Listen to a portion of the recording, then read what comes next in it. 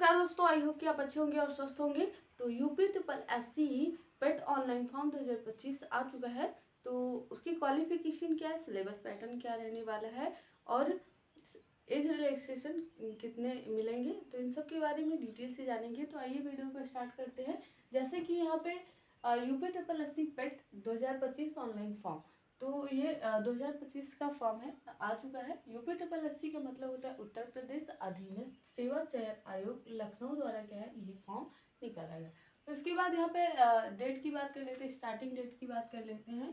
तो आवेदन जो है 14 मई 2025 से आवेदन स्टार्ट होगा और लास्ट डेट की बात करें तो 17 जून 2025 तक इसकी लास्ट डेट रहने वाली है। फिर करेक्शन की लास्ट डेट की बात करते हैं तो 24 जून 2025 तक इसकी लास्ट डेट है। और फिर एडमिट कार्ड और एग्जाम की बात करें तो एज ए शेड्यूल इसके कार्यक्रम के अनुसार सूचनाएं आपको मिलती रहेंगी इनकी ऑफिशियल वेबसाइट में, या फिर आप हमारे चैनल को क्या है सब्सक्राइब करके रखिएगा। तो जो भी अपडेटेड चीज़ है वो यहाँ पे आपको मिल जाएगी। तो इसके बाद एप्लीकेशन फीस की बात कर लेते हैं। तो यहाँ पे जनरल ओबीसी के लिए 185 रुपये फीस है और SC ST के लिए क्या है 95 रुपये फीस है। और PS कैंडिडेट मतलब दिव्यांग कैंडिडेट की बात करते हैं तो यहाँ पे 25 रुपये फीस लगने वाला है। फिर उसके बाद पे the examination fees through state bank of India, मतलब कि आप किस किस माध्यम से फीस को पे कर सकते हैं। तो यहाँ पे आप स्टेट बैंक ऑफ इंडिया के माध्यम से आप फीस को क्या कर सकते हैं, पे कर सकते हैं। फिर यहाँ पे एज की बात कर लेते हैं। तो एज की बात करें तो 1 जुलाई 2025 तक क्या है आपका एज काउंट किया जाएगा। फिर मिनिमम एज की बात करें तो 18 साल और मैक्सिमम एज की बात करें तो 40 साल। मिनिमम एज का मतलब होता है न्यूनतम आयु और मैक्सिमम एज का मतलब होता है अधिकतम आयु। अधिकतम आयु आपकी क्या है 40 साल और न्यूनतम आयु 18 साल। फिर उसके बाद यहाँ पे OBC SC ST को 3 साल की छूट है और दिव्यांग कैंडिडेट के लिए 15 साल की, और भूतपूर्व सैनिक के लिए भी 3 साल की है। जो अदर पोस्ट में जो वर्क करते हैं उनको भी 3 साल की छूट। फिर क्वालिफिकेशन की बात कर लेते हैं। तो क्वालिफिकेशन क्या है, मतलब कि नहीं मिनिमम आपके पास हाई स्कूल तो होना चाहिए, 10वीं पास अगर आप की हैं तो फॉर्म को अप्लाई कर सकते हैं। फिर उसके बाद इसमें आपका हाईएस्ट क्वालिफिकेशन होना चाहिए। कोशिश ये है कि आपका मार्क्स जो है अच्छा खासा रहे।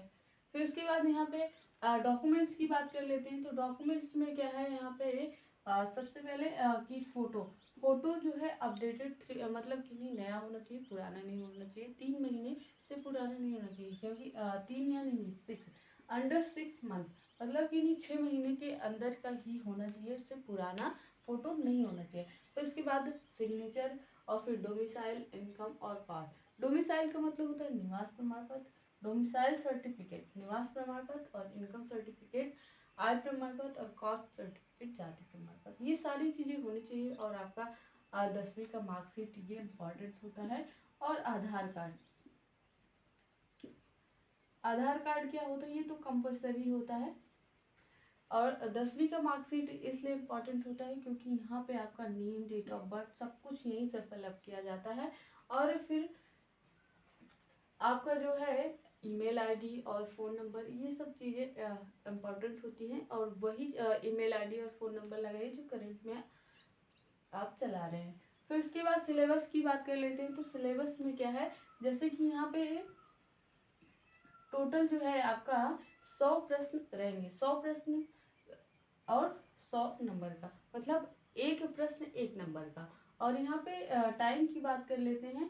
तो यहाँ पे 2 घंटा टाइम आपको मिलने वाला है। फिर उसके बाद यहाँ पे जैसे सिलेबस की बात कर लेते हैं। तो जैसे कि इंडियन हिस्ट्री मतलब भारतीय इतिहास से 5 क्वेश्चन पूछे जाएंगे, और इंडियन नेशनल मूवमेंट मतलब कि भारतीय राष्ट्रीय आंदोलन से कितने 5 क्वेश्चन, और ज्योग्राफी से यहाँ पे 5 क्वेश्चन मतलब भूगोल से। इंडियन इकोनॉमिक्स से भी कितने हैं 5 क्वेश्चन। और क्या है Indian constitutions and public administration, इससे कितने क्वेश्चन है 5।